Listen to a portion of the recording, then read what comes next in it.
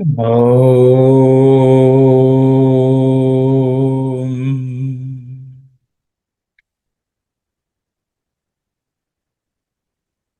Om.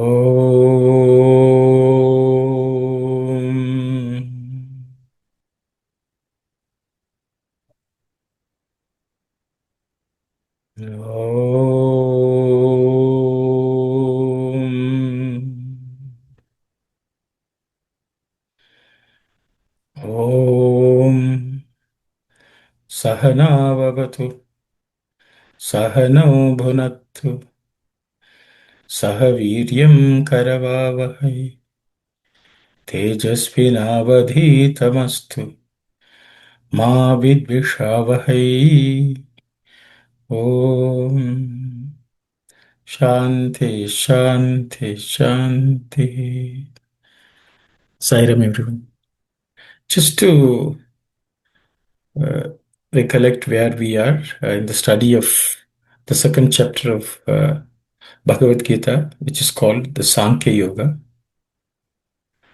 Um, Up to the 30th verse, the 11th verse, Sri Krishna is teaching Arjuna Atma Vidya about Atman and what is Anatman, which is not Atman. Thereafter, he is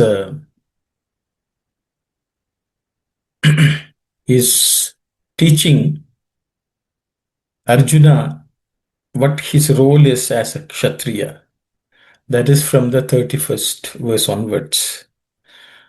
So as you may recall, Swami says there were two issues which Arjuna was facing. One was identification with the body and not with Atma, which was covered until the verse 30. Thereafter, he is also clearing the doubt Arjuna has that as a Kshatriya, what his duty is. There also he was a bit confused. Swami says the previous one he had to remove completely. The second one has to be removed, made good. First one has to be destroyed and the second one has to be removed. I think that's what Swami says. So so far we have read a few verses uh, from the second section where he's talking about the yoga of the dharma of a Kshatriya, why Arjuna should fight and so on. So we will take a look at them. So far we have looked at about four verses, 31 to 34. Today we are going to look at the 34th verse.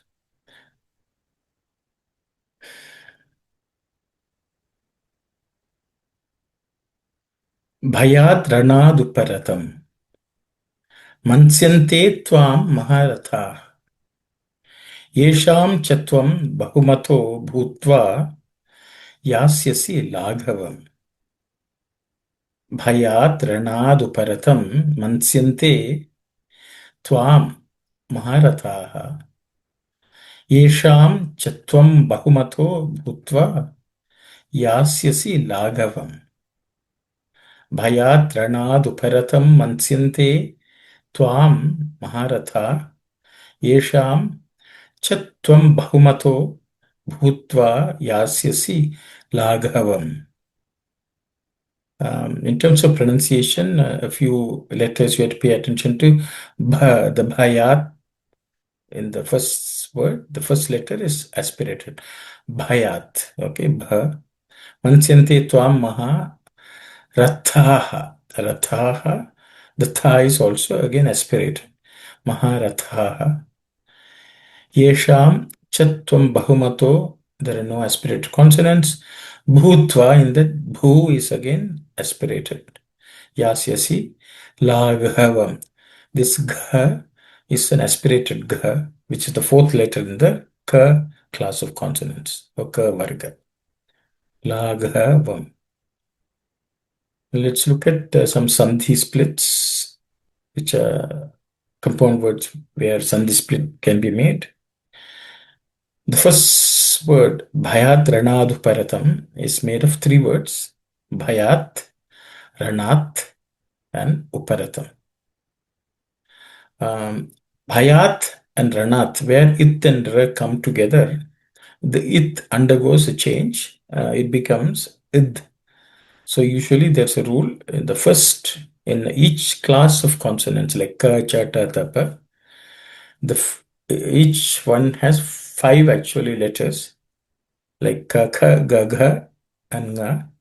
So the first letter becomes the third letter. Ka becomes G, and Th becomes a D, and so on. So it's a type of change in a sandhi. So in this case, the Th becomes the. So that's how you get Bayad Ranat. So the T actually becomes D if you want to, whoever is looking at the transcription. So Bayad Ranat. Again, Ranat and Uparatam also similar. The It becomes Id, and Id plus U becomes Du. So that's how you get this Du there. So Bayad Ranad Uparatam. Okay. Mansyante Tvam Maharata, there are no Sandhi related changes. If you look at the second line also, Yesham Chatvam, no change. Bahumataha has become Bahumato. The Visarga has become U. So the U and the together becomes To. Ta plus U becomes To. So Bahumataha becomes Bahumato. That's Sandhi related change. The rest of the words, there are no Sandhi related changes. We will go to the word to word meaning.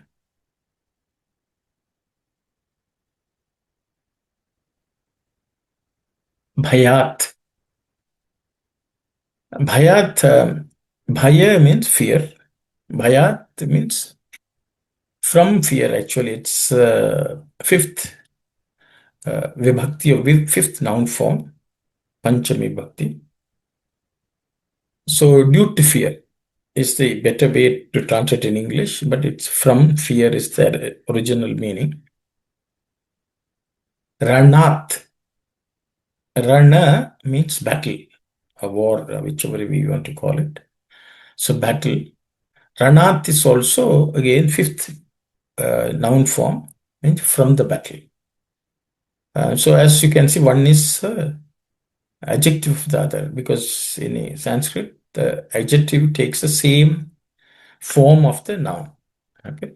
So, Bhayat Ranat. So, due to fear from the battle. Okay. Uparatam. Uparatam means to be removed, retreated. Okay. I think you may have come across Uparati is also a quality of a sadhaka, means from the worldly objects we withdraw ourselves. Senses are withdrawn.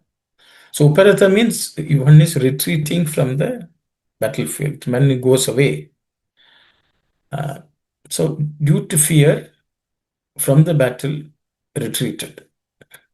Okay. That is, Arjuna seems to have retreated from the battle because of fear. Mansyante. Mansyante is a plural verb. That means many people are thinking. So they will think. It's also future tense. Mansyanse. So people will think that Arjuna has retreated from the battle due to fear. Tvam is telling about you. Tvam is the second vibhakti or second noun form of the word Tvam, which means you. So Tvam, the second vibhakti or second noun form, is used as an object. So people think, we will think about you. Okay. Who are the people who will think about you? Maharatha. Ratha means chariot. Maha means great. Great. Rathaha means, Ratha is chariot. Rathaha means people who ride a chariot. Maharatha means great charioteers. So in the army in the olden days, there are four kinds of soldiers, foot soldiers, people who ride horses, people who ride elephants, and then people who ride chariots. So usually the generals ride the chariots, and Maharatha means among them they are the greatest, highest of stature. And as you can say, Arjuna himself was riding a chariot. So he was also a Ratha, Maharathi. So he says the great charioteers, the great warriors will think that you have run away from the battle, retreated from the battle out of fear. Okay. Yesham, of whom? Means of whom means those people who are this Maharatha? Yesham, of whom is the noun form, which is the sixth noun form of the word Yaha, plural. Yaha means whoever. Okay. Of whom, cha and tvam means you, bahumataha. Okay. Yesham cha tvam bahumataha. Bahumat, bahumata. Mata means think. Bahu means high or in a grand way. Okay.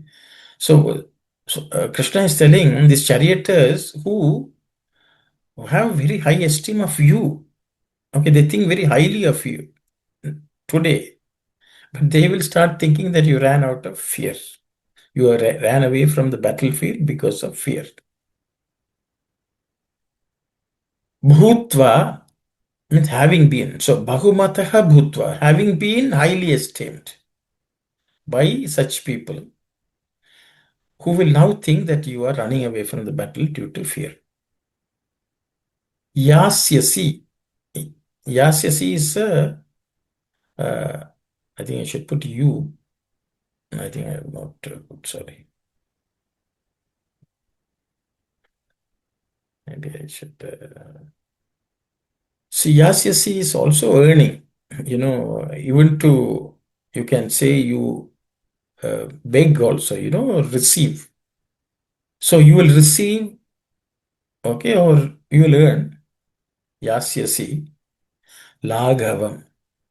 Laghavam comes from the root word is laghu. Laghu means small. Okay. Laghava means the quality of being very small. So in this case, it's used as a negative term. That means you are held in high esteem. Now you will attain well opposite of that. So because of their thinking like that, you lose your honor. You'll be dishonorable. Yes, what Krishna is saying. So it's, you can see in these verses from 31 to 38, he's talking about worldly sense, which relates to his kshatriya or a warrior duties. So Krishna is talking about how people will view you, because if you run away now, we'll look at a summary. The great charioteers will think that you retreated from the battle due to fear, and you, having been highly esteemed by them, will earn dishonor.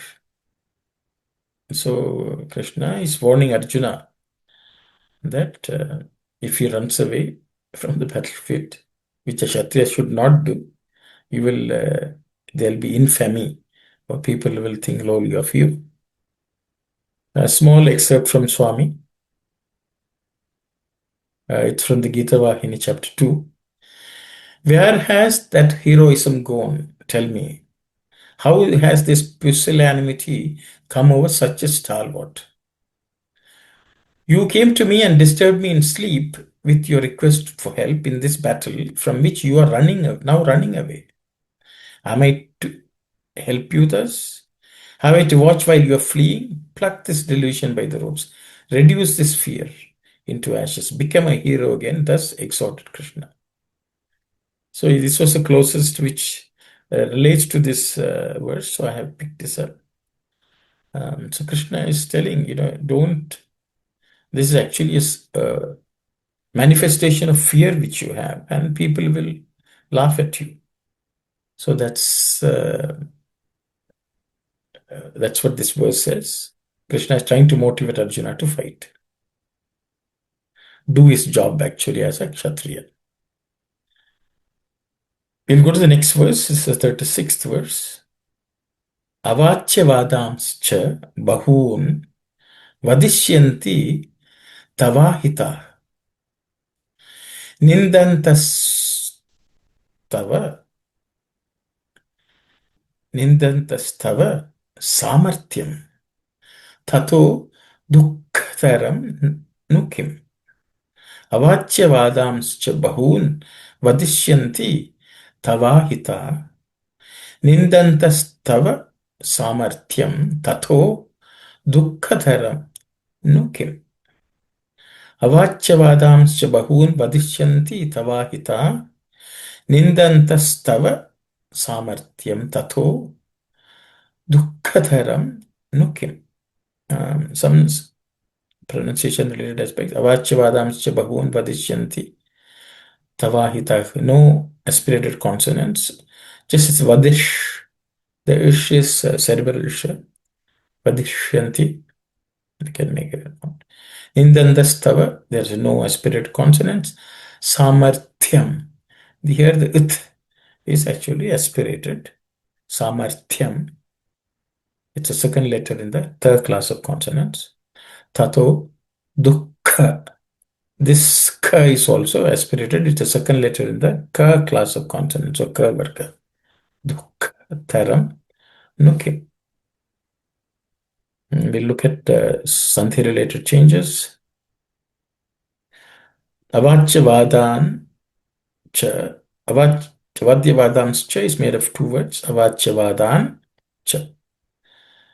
We can further split avachya, but it is within one word. Avachya and vada. Okay, so they're two different words which have come together. We will look at them when we are looking at the meaning.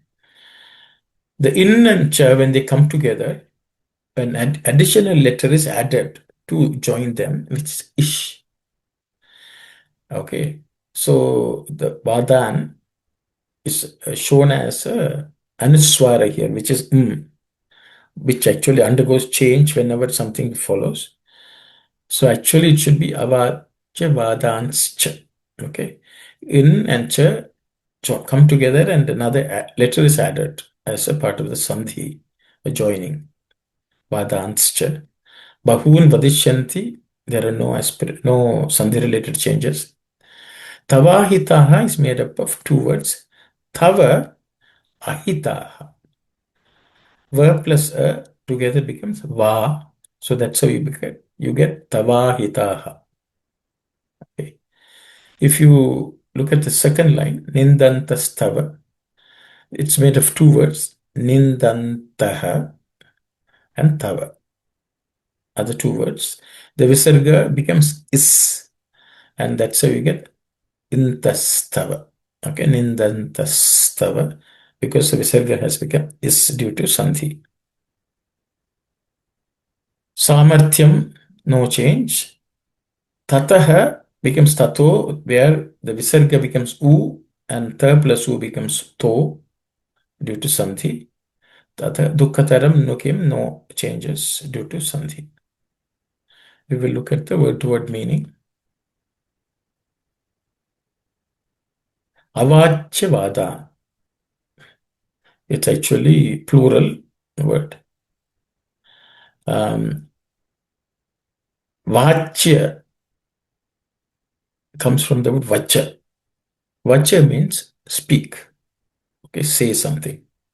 Vachya means that which is worthy of being said. That is which worthy of being said is vachya. I think we have looked at before also pujya and so on. That's which is worthy of worship. So vachya means that which is worthy of saying, speaking. Avachya means that which is not worthy of speaking. So that which should not be uttered, unspeakable, unutterable type of avachya. Vadan means to say them. Avachyavada means someone who is saying things which should not be said. So avachyavada means unspeakable words, unutterable words. Okay. Cha and bahun, many. So that means many unspeakable words. Avachyavadan bahun means many unutterable, unspeakable words. Vadishyanti. Vadishyanti is a future verb plural, third person. So they will speak. Okay, he's saying they will speak many unspeakable words. Okay. Tava, that's a your. Ahitaha. Hita means benefit, well, something which is good. Hitaha means people who wish you well, well wishes. Ahitaha means enemies, people who don't wish you well. So in the previous one, we said, many great warriors will think that you have run away out of fear. So among all these people, there are people who are hitaha and ahitaha. Hitaha means your own well-wishers who think very highly of you, who want to be having a benign attitude towards you. Okay, who like you. But then there are people who don't like you, who are your enemies. Ahitaha, so which is Kauravas. They are tava ahita, they are your enemies. They will speak all unspeakable things about you. Okay, that's what Krishna is telling. Nindantaha, they vilify, they speak very lowly about you. About what? Tava, your samarthyam. Samarthyam means capability, your skill. Okay, so your excellence. All that is samarthyam. I think in other Indian languages also this word is used, samarthyam. So they will talk very lowly about your samarthyam, your capability. Okay. Uh, they will vilify your capability. Tataha, compared to that, than that. Dukkha Dukkha means painful or suffering. Tara means comparatively higher. Okay, more painful. Okay, Dukkha. No, indeed. Kim, what? So he's telling Arjuna, see, Arjuna, you run away.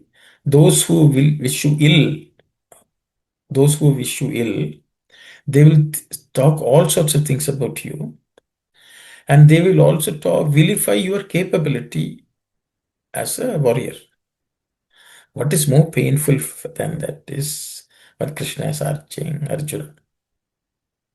We can see Krishna, it's as if a normal worldly conversation he's having with Arjuna to get him get him to fight and not neglect his duty as a Kshatriya.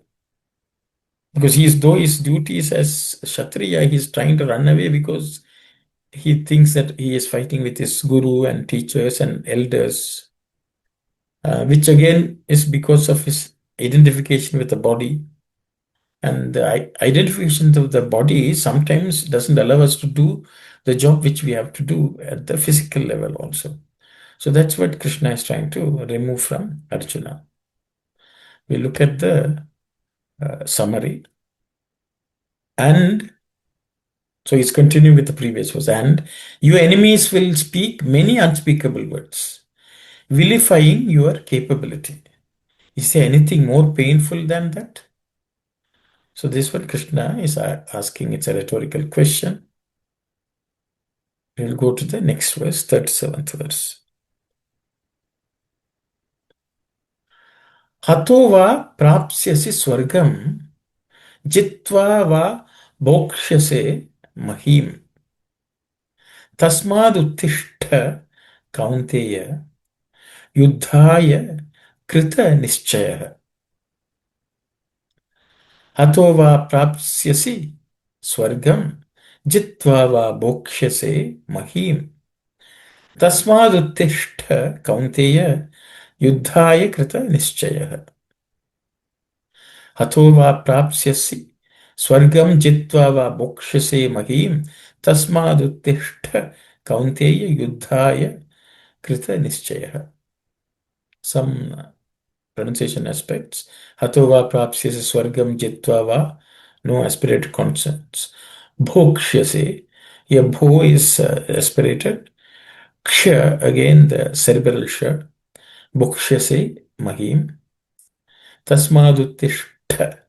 This Ushta, there Ush is cerebral sh, and Ta is aspirated, which is second letter in the Ta Varga. Tasmaduttishta. I think we have come across this in Suprabhatam and so on. Uttishta, Uttishta, Pratisha. So it's the same Uttishta.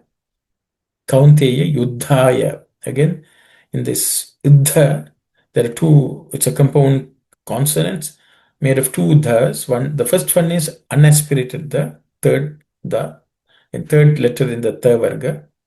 And Dha is the second letter in the compound word is aspirated. So Ud, Dha. Okay, Yuddhaya. Krita Nischaya is there are no aspirated consonants. We'll look at Sandhi related changes.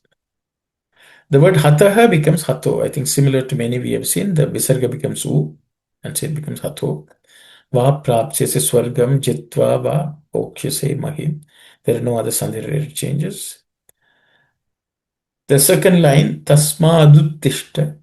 There are two words making that compound word, which is Tasmat and Uttishta. The Ut and U, similar to what we saw earlier in the earlier verse, the It becomes Id, and Id plus U becomes Du. So that's how you get Tasmaduttishta. When you split, it is Tasmat and Uttishta. Kaunteya, Yuddhaya, Krita Nischaya. There are no Sandhi related changes in any of the words. We will look at the word to word meaning. Hataha. Hataha means one who has been killed by somebody. One who is killed. Okay. Killed. Va means or. Prapsyasi means will gain. Again, it's you. Maybe you can put you. It's a second person future tense verb. That means you will gain. Killed, you will gain. Swargam, heaven. So Krishna is telling Arjuna, Arjuna, if you are killed in the battle, you will attain Swarga. Jitva, having won, or, so basically it's these two vas are like the either or, okay?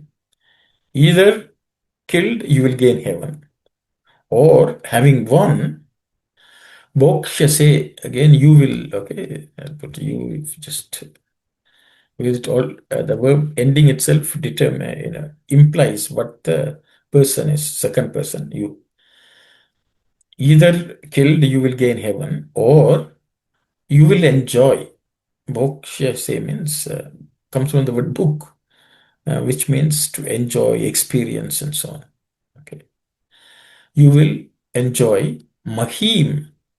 Mahim means the earth. So in heaven, you will attain if you die. If you live and you having won, you will enjoy the earth. You will be able to have a good life on earth. Okay. Tasmat, therefore, Uttishta, get up. He's asking Arjuna to get up. Because Arjuna had left everything down and sat down. He's asking get up. Kaunteya. Kaunteya means son of Kunti. So he's addressing Arjuna as Kaunteya, O son of Kunti. Yuddhaya, for the war. It's a fourth vibhakti. Yuddhaya, for the war. Krita Nischaya, be decisive. He's telling, be one who is decided for the war, who has resolved to fight. So he's saying either way you gain, whether you fight, when you fight, whether you die or you win, in both cases, life will be okay, good. So therefore you get up and fight. So you can see all the practical um, arguments for anyone who is interested in the world or the heaven, Krishna is giving here. Because Arjuna is wavering between a human and someone who is interested in the divine. So he's telling if for a worldly sense also, Krishna is giving the advice to Arjuna here. This is a summary. Either when killed, you will gain heaven, or having won, you will enjoy the earth. Therefore, O son of Kunti, get up as one who has resolved to wage war. Krita Nishchaya. Nischaya means to firmly decide. Yes, Sister Vani.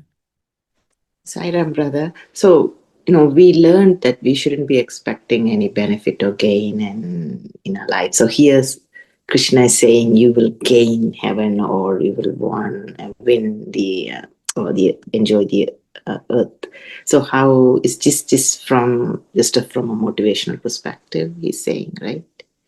Yes, so I think Krishna, it's like Swami also, sister. Swami has given many instructions for various levels of people with various levels of interest, even from a spiritual perspective. So here, through Arjuna, actually, Krishna is addressing people in general. Okay, you don't need to identify come and realize yourself, renounce the world. If you want to be in the world and you all are enjoying the world, even from that perspective, only if that is the only sole goal of yours, even then what you're trying to do is not worthy. Because if you look at the four purusharthas Krishna is addressing, dharma, artha, kama, and moksha. So artha kama means people want to enjoy wealth, worldly pleasures. So Krishna is addressing that also. So from all perspective, what you are doing is wrong is what Krishna is trying to say. And according to each person, what they like to pick from here, they can take from here. So it's like, Krishna is, that's why in Sanatana Dharma, everything is okay. Depending on the level of growth or interest in the world, there are certain ways which we can function. So, because Arjuna is also to some extent has certain worldly interests. So Krishna is addressing that as well. Just like all of us. But Krishna is later on, as you can see, he's going to elaborate even further after this, how he had to act also, he has told. But even if you are not interested, uh, if even if you're not interested in being, removed from the world, from a worldly point of view, also what you're doing is not appropriate, is what Krishna is telling. So he's addressing everyone, people who are worldly minded, people who want to progress spiritually. Everyone is addressed in this chapter. So later on, you can see that Swami is going after this into what's called Karma Yoga, Bhukti Yoga. That's where Krishna is going from here. So he's giving lessons for everyone along the path, and people can choose whatever they want. I hope that answers your Thank you, question. brother. Great. That's why sometimes, see, Swami has said various things in his own discourses. And sometimes people think they are contradictory and why is he emphasizing on something? But Swami is addressing every aspirant in the path of spirituality, and depending on where they are, they can pick up what is appeals to them and progress from where they are to the next level. It's, I think, what Krishna is also doing. That's what Swami also has done. So we will read from the Gita Vahini. It's from chapter 2. This cowardice brings shame on you and even on your far-famed forefathers. Fie on you. You have dragged down the Kshatriya race into disgrace. War is the royal road for your kind, the road which leads to heaven. How can you escape infamy if you withdraw from the field now? You have earned the title Vijaya by the prowess of your arm. Do not tarnish the reputation you have won by a lifetime of effort. Give up this weakening delusion. So these are Swami's words in Gita Vahini, chapter 2, summarizing what this verse is telling. We'll go to the next verse. This is the 38th verse, almost summarizing or ending, concluding what Krishna has been teaching for the past during the past 7 verses. Sukha dukkhe same kritva labha labho jaya jaya tatho yuddhaya yujyasva naivam papam avapsyasi. Sukha dukkhe same kritva labha labho jaya jaya tato yuddhaya yujyasva naivam papam avapsyasi. Sukha dukkhe same kritva labha labho jaya jaya tato yuddhaya yujyasva naivam papam avapsyasi. We look at pronunciation aspects. Sukha, the ka is second letter, aspirated. Dukkhe, again the same ka, aspirated. Sukha dukkhe same kritva labha labhav.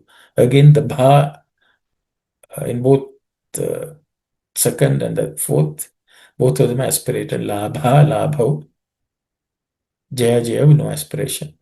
Tato yuddhaya. Again yuddha we have already looked at. The second letter in the yuddha has to be aspirated. Yujyasva naivam papam avapsyasi, no other aspirated consonants. We will look at sandhi splits. Sukha dukkhe, no sandhi related change. Same katva labha labhav. There is a sandhi inside the word. It's a samasa. The labha plus alabha becomes a ba plus a becomes a ba. That's how you get labha. That same thing with jaya and ajaya. So ya and a becomes ya. Okay, so there are two words within that compound word, but you cannot split them because it's samasa which has meaning within it. Okay, labha labho jaya jaya. Tataha has become tato. We have already looked at how visarga becomes u sometimes. Yuddhaya, yujyasva, no changes due to sandhi. Na evam becomes naivam. Na plus a always becomes I. So na plus a becomes naivam. Papam avapsyasi is two words becoming one, which is papam, and avapyasi plus a becomes ma. Okay.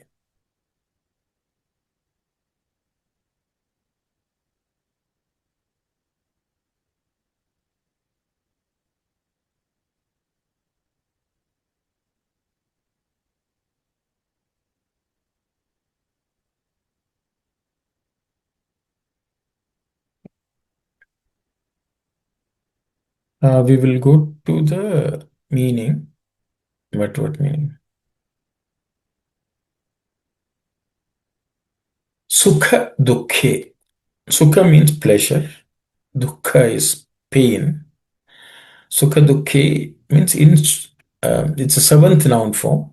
That means in pleasure and pain. Sukha dukkhe. Same. Same means in equilibrium, in the same state. Okay, in the same state, means in a state of equilibrium. Kritva means having made. So having made oneself to be in a state of equilibrium in pleasure and pain. Labha alabha. So again, the same thing. Labha means gain. Alabha means loss. In gain and loss. So these are the dualities, okay? Jaya, Jaya. Jaya, Ajaya means in victory and defeat. All of them in Savali Bhakti. So in all these pairs of opposites of experiences, okay, having meet yourself in a state of equilibrium. Tatah, therefore, yuddhaya, for the battle, yujyasva. Yuddhaya means for the battle, yujyasva means fight. Okay. Na is not evam in this manner. It says in this manner means in a state of equilibrium. na evam papam avapsis. Papam means sin. Some people don't like to use the word sin, but anything which is not beneficial also is papam. Avapsisi means you will attain. So what Krishna is telling, if you make yourself in a state of equilibrium in victory and defeat, gain or loss, or pleasure or pain, and then you fight in this manner, then from that process, you will ensure that you don't incur sin. You will not attain a sinful state, or you won't gain any sins. So this is the uh, so you can see Krishna is sort of taking him to the next set of teachings, which is be the same in victory and defeat. Here and earlier he said you will enjoy heaven, but then he said if at all there's something, there may be some doubt, something which may go wrong. In that case, you should be equal-minded. So resolve to be equal-minded is Krishna's instruction. If you look at the summary of this verse, making yourself in a state of equilibrium in pleasure and pain, gain and loss, victory and defeat, prepare for battle. In this manner, you will not gain any sin. So Krishna is also giving some advice of how he should face every situation in a battle. There may be victories and losses also. Whether you die or live, in between there could be so many changes, so many losses, so many gains. So in each of them, don't be perturbed either way. So that's important, is what Krishna is saying. We'll read an excerpt of Swami here.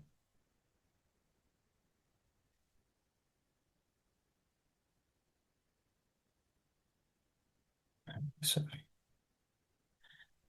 Before one's birth, one has no relationship with the world and its material objects. After death, they and all kith and kin disappear.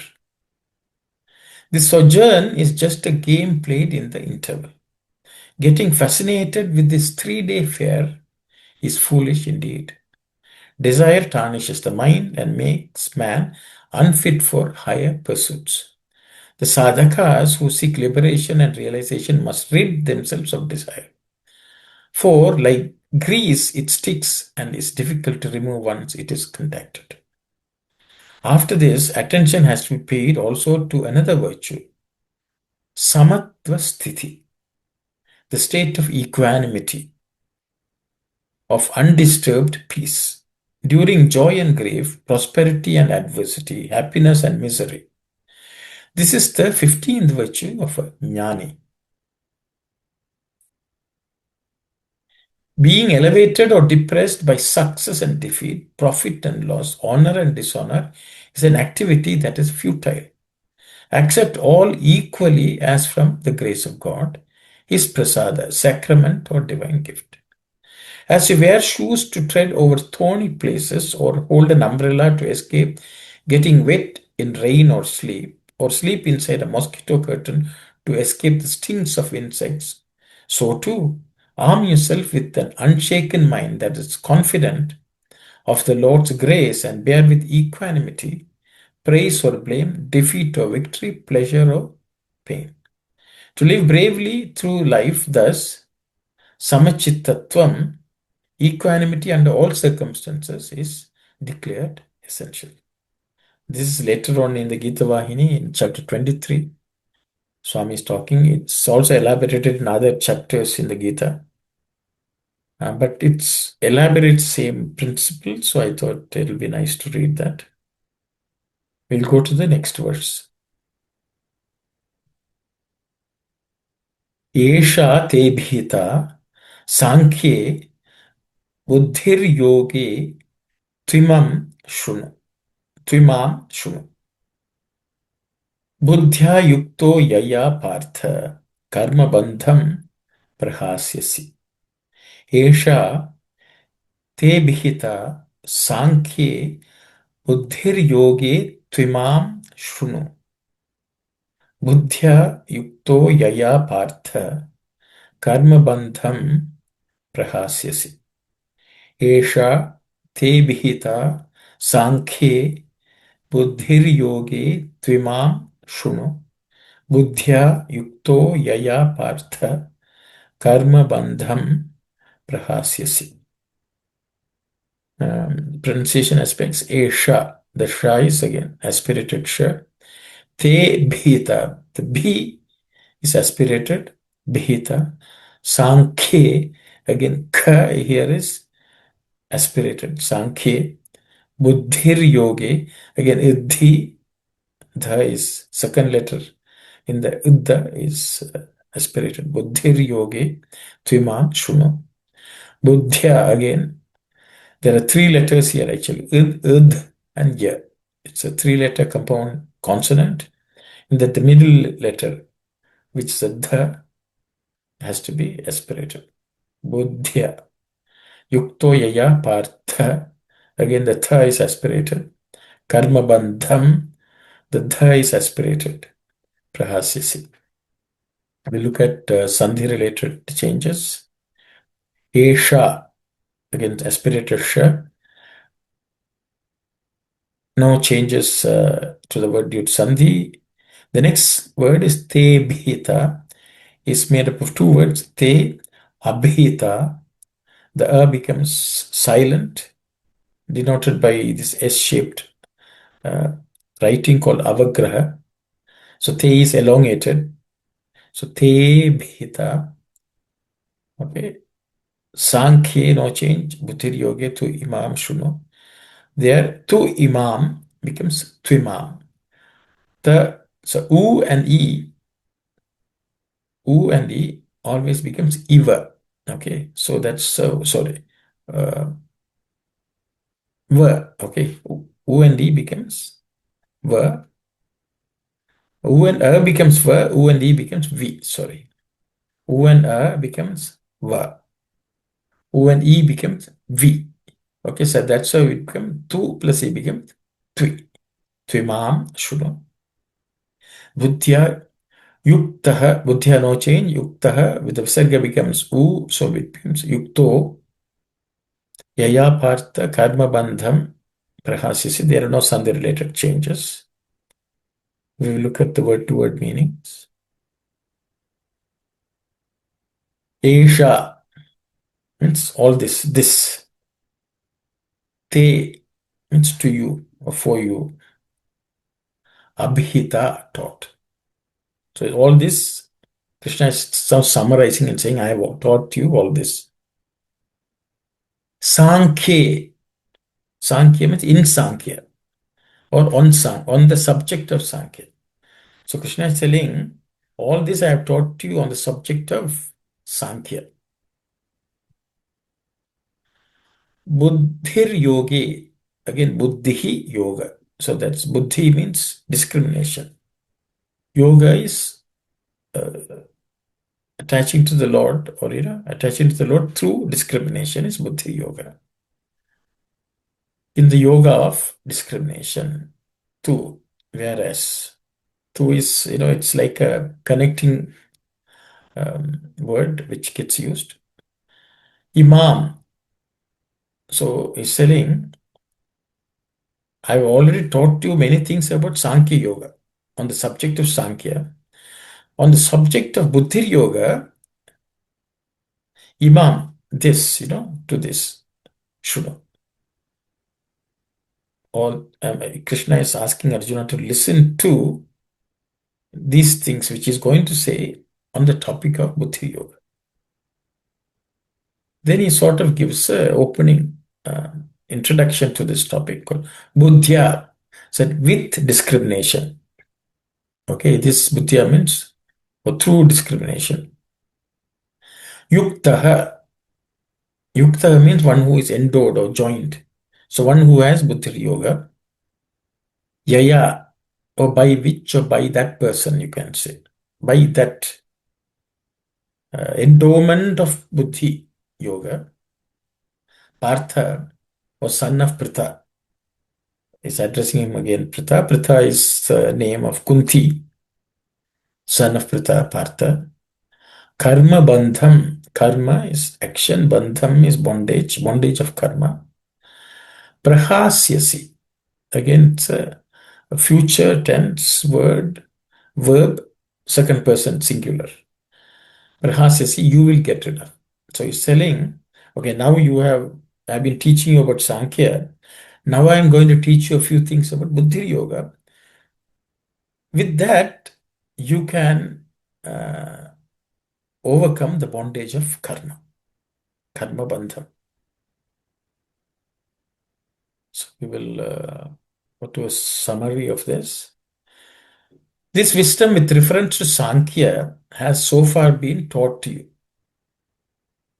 Now listen also to the yoga of discrimination endowed with which you will get rid of bondage of action, or son of Pritha. So he is moving on to a slightly different topic, I think. Stavani was asking about karma, how we should. Krishna is answering that question in this verse. He's going into that topic. We'll just read excerpt from Swami's discourse. So actually it's from Gita Vagini.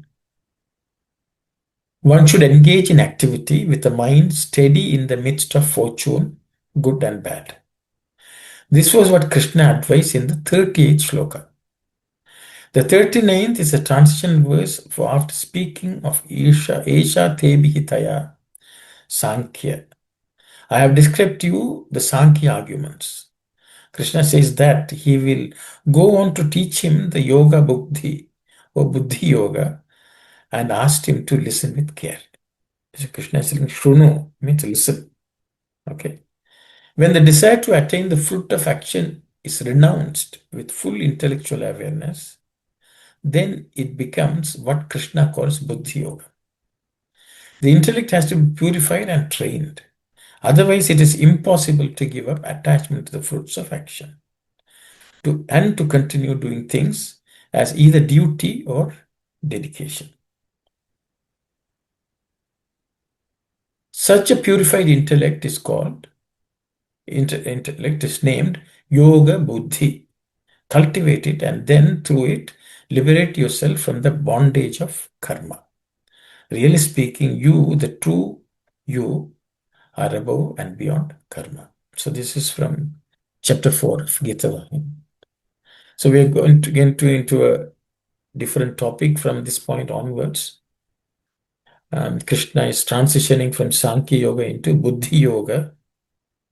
Though this chapter is called Sankhya Yoga, only the first part is Sankhya Yoga, which we have covered so far. The rest of the topics, which Krishna is going to elaborate, is quite a few verses. It's almost touching every aspect of spiritual journey, which is elaborated in the Gita in various chapters. A summary or in a shortened form, the second chapter contains all of it. We'll be looking at this in the coming weeks. That's all I had prepared today. There were no 2-minute excerpts from Swami because we are going into a completely new topic. I thought we'll just cover and summarize and end this year at this point. I will stop here if there are any questions, and if I have answers, I will share. Saira. I guess there are no questions. So we'll close the session. I think it's an early end to the session today. We'll meet next week again. Saira. We'll close with the Samastaloka prayer. Om Samastaloka Sukhino Bhavantu. Samastaloka Sukhino Bhavantu. Samastaloka Sukhino Bhavantu. Om Shanti, Shanti, Shanti. Sairam, everyone.